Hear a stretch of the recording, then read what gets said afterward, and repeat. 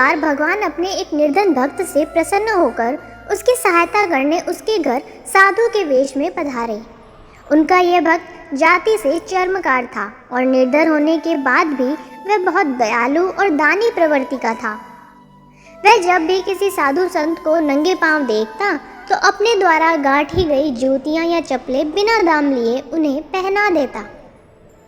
जब कभी भी वह किसी असहाय या गरीब को देखता तो घर में जो कुछ मिलता उसे दान कर देता। उसके इस आचरण की वजह से घर में अक्सर फाका पड़ता था। उसकी इन्हीं आदतों से परेशान होकर उसके माँ बाप ने उसकी शादी करके उसे अलग कर दिया ताकि वह गृहस्थी की जिम्मेदारियों को समझे और अपनी आदतें सुधारे। लेकिन इसका उस पर कोई असर नहीं हुआ और वह पहले की ही तरह लोगों की सेवा करता रहता। भक्त की पत्नी भी उसे पूरा सहयोग देती थी।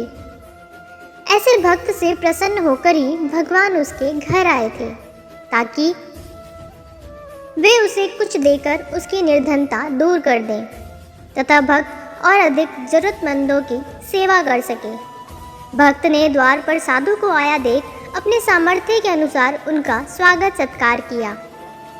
वापस जाते समय साधु भक्त को पारस पत्थर देते हुए बोले, इसकी सहायता से तुम्हें अथाह धन संपत्ति मिल जाएगी और तुम्हारे सारे कष्ट दूर हो जाएंगे। तुम इसे संभाल कर रखना। इस पर भक्त बोला, फिर तो आप यह पत्थर मुझे ना दें, यह मेरे किसी काम का नहीं है। वैसे भी मुझे कोई कष्ट नहीं है, जूतियां गांठ कर मिलने वाले धन से मेरा काम चल जाता है। मेरे पास राम नाम की संपत्ति भी तो है जिसके खोने का भी डर नहीं।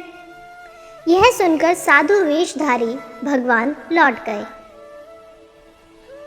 इसके बाद भक्त की सहायता करने की कोशिश में असफल रहने पर भगवान एक दिन उसके सपने में आए और बोले, प्रिय भक्त, हमें पता है कि तुम लोभी नहीं हो, तुम कर्म में विश्वास करते हो। जब तुम अपना कर्म कर रहे हो तो हमें भी अपना कर्म करने दो। इसलिए जो कुछ हम दें उसे सहर्ष स्वीकार करो। भक्त ने ईश्वर की बात मान ली और उनके द्वारा की गई सहायता और उनकी आज्ञा से एक मंदिर बनवाया और वहाँ भगवान की मूर्ति स्थापित कर उसकी पूजा करने लगा। एक चर्मकार द्वारा भगवान की पूजा किया जाना पंडितों को सहन नहीं हुआ। उन्होंने राजा से इसकी शिकायत कर दी। राजा ने भक्त को बुलाकर जब उससे पूछा तो वह बोला, मुझे तो स्वयं भगवान ने ऐसा करने को कहा था।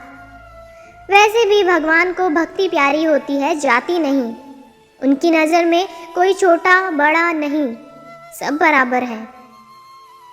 राजा बोला, क्या तुम यह साबित करके दिखा सकते हो? भक्त बोला, क्यों नहीं। मेरे मंदिर में विराजित भगवान की मूर्ति उठकर जिस किसी के भी समीप आ जाए वही सच्चे अर्थों में उनकी पूजा का अधिकारी है। राजा तैयार हो गया। पहले पंडितों ने प्रयास किए लेकिन मूर्ति उनमें से किसी के पास नहीं आई। जब भक्त की बारी आई तो उसने एक पद पढ़ा, देव आदि देव आयो तुम शरणा, कृपा कीजिए जान अपना जना। इस पद के पूरा होते ही मूर्ति भक्त की गोद में आ गई। यह देख सभी को आश्चर्य हुआ। राजा और रानी ने उसे तुरंत अपना गुरु बना लिया। इस भक्त का नाम था रविदास। जी हाँ, वही जिन्हें हम संत रविदास जी या संत रैदास जी के नाम से भी जानते हैं, जिनकी महिमा सुनकर संत पीपा जी, श्री गुरु नानक देव जी, श्री कबीर साहिब जी और मीराबाई जी भी उनसे मिलने गए थे। यहाँ तक कि दिल्ली का शासक सिकंदर लोदी भी उनसे मिलने आया था। उनके द्वारा रचित पदों में से 39 को श्री गुरु ग्रंथ साहिब में भी शामिल किया गया है। लेकिन सबसे महत्वपूर्ण बात यह है कि इन सब के बाद भी संत रविदास जीवन भर चमड़ा कमाने और जूते गांठने का काम करते रहे, क्योंकि वे किसी भी काम को छोटा नहीं मानते थे। जिस काम से किसी के परिवार का भरण पोषण हो वह छोटा कैसे हो सकता है। फिर मिलेंगे दोस्तों एक नई कहानी के साथ। तब तक के लिए हंसते रहें, मुस्कुराते रहें, अपना ख्याल रखें और इसी तरह हमारे साथ जुड़े रहें। धन्यवाद। अगर आपको ये कहानी अच्छी लगी और इससे कुछ सीख मिली तो चैनल को सब्सक्राइब ज़रूर करें। आपका एक सब्सक्राइब हमें इसी तरह से नई नई कहानियाँ आपके लिए लाने के लिए प्रेरित करता है।